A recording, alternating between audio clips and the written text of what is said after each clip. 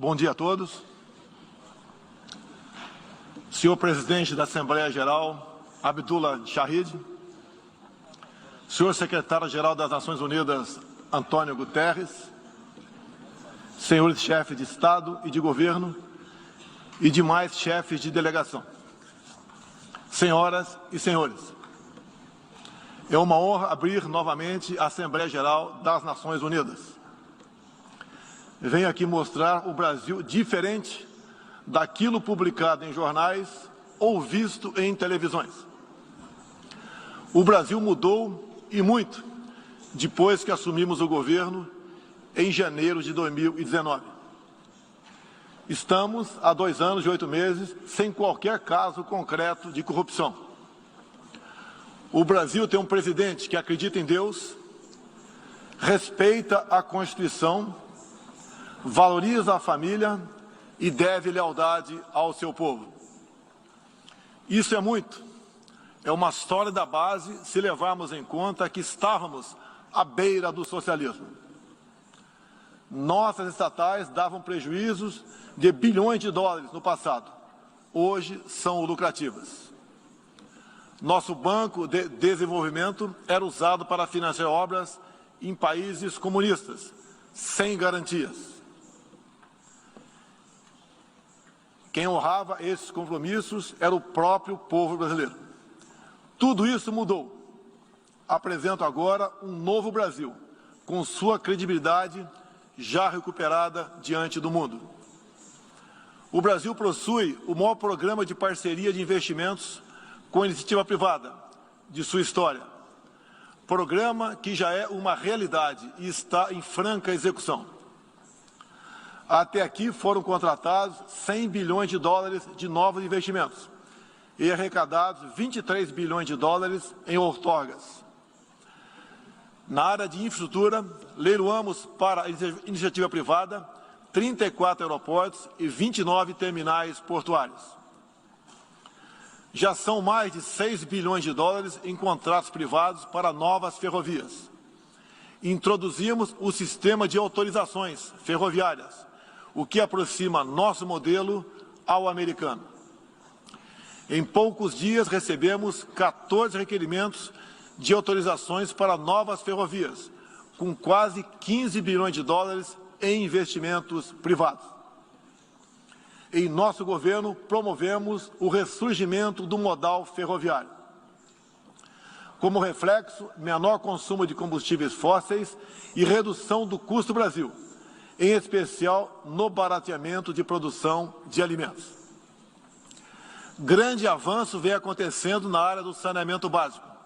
O maior leilão da história do setor foi realizado em abril, com concessão ao setor privado do serviço de distribuição de água e esgoto no estado do Rio de Janeiro.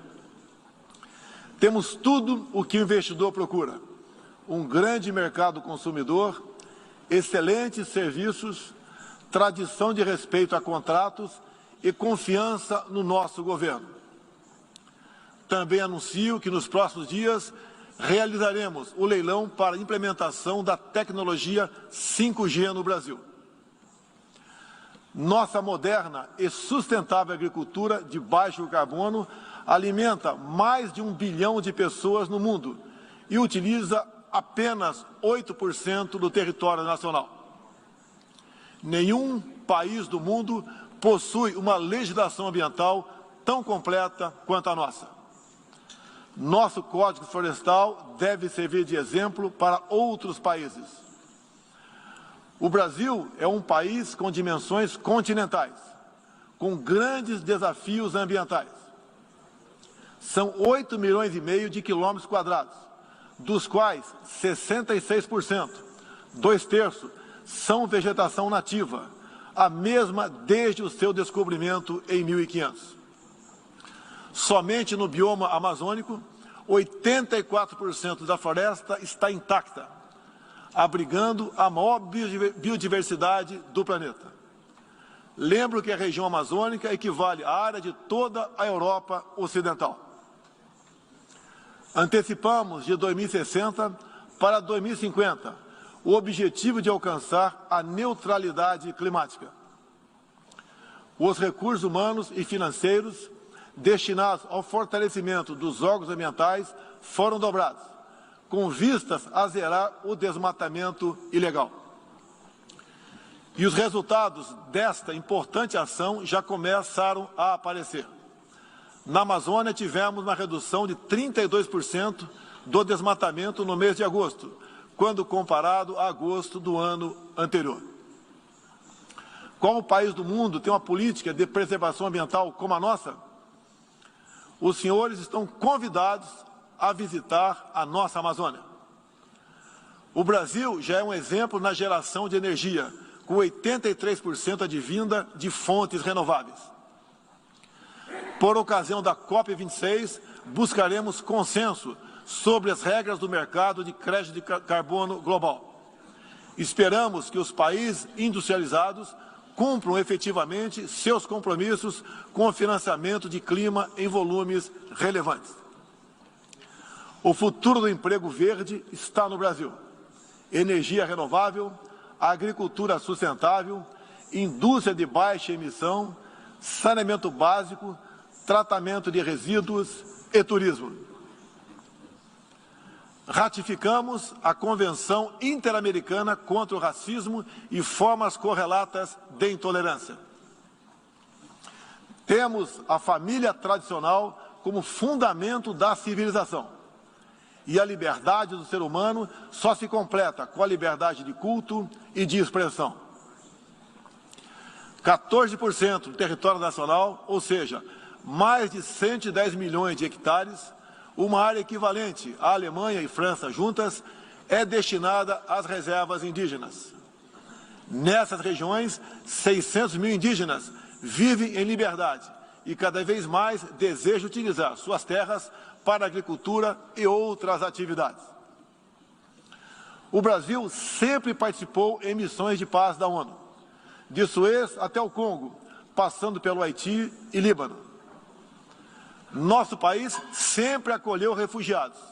Em nossa fronteira com a vizinha Venezuela, a operação acolhida do governo federal já recebeu 400 mil venezuelanos deslocados devido à crise político-econômica gerada pela ditadura bolivariana. O futuro do Afeganistão também nos causa profunda apreensão. Concederemos visto humanitário para cristãos, mulheres, crianças e juízes afegãos. Nesses 20 anos dos atentados contra os Estados Unidos da América, em 11 de setembro de 2001, reitero nosso repúdio ao terrorismo em todas as suas formas. Em 2022, voltaremos a ocupar uma cadeira no Conselho de Segurança da ONU. Agradeço aos 181 países, em um universo de 190, que confiaram no Brasil. Reflexo de uma política externa séria e responsável, promovida pelo nosso Ministério das Relações Exteriores. Apoiamos uma reforma do Conselho de Segurança da ONU, onde buscamos um assento permanente. A pandemia pegou a todos de surpresa em 2020. Lamentamos todas as mortes ocorridas no Brasil e no mundo. Sempre defendi combater o vírus e o desemprego de forma simultânea e com a mesma responsabilidade. As medidas de isolamento e lockdown deixaram um legado de inflação, em especial nos gêneros alimentícios no mundo todo.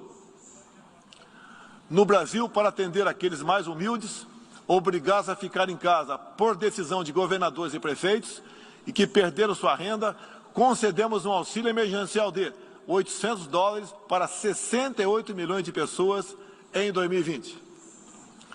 Lembro que terminamos 2020, ano da pandemia, com mais empregos formais do que em dezembro de 2019, graças às ações do nosso governo com programas de manutenção de emprego e renda que nos custaram cerca de 40 bilhões de dólares. Somente nos primeiros 7 meses deste ano, criamos aproximadamente 1.800.000 novos empregos. Lembro ainda que o crescimento para 2021 está estimado em 5%. Até o momento, o governo federal distribuiu mais de 260 milhões de doses de vacinas e mais de 140 milhões de brasileiros já receberam, pelo menos, a primeira dose, o que representa quase 90% adulta. 80% da população indígena também já foi totalmente vacinada. Até novembro, todos que escolheram ser vacinados no Brasil serão atendidos. Apoiamos a vacinação. Contudo, o nosso governo tem se posicionado contrário ao passaporte sanitário ou a qualquer obrigação relacionada à vacina. Desde o início da pandemia, apoiamos a autonomia do médico na busca do tratamento precoce, seguindo recomendação do nosso Conselho Federal de Medicina. Eu mesmo fui um desses que fez tratamento inicial. Respeitamos a relação médico-paciente na decisão da medicação a ser utilizada e no seu uso off-label. Não entendemos porque muitos países, juntamente com grande parte da mídia, se colocaram contra o tratamento inicial. A história e a ciência saberão responsabilizar a todos.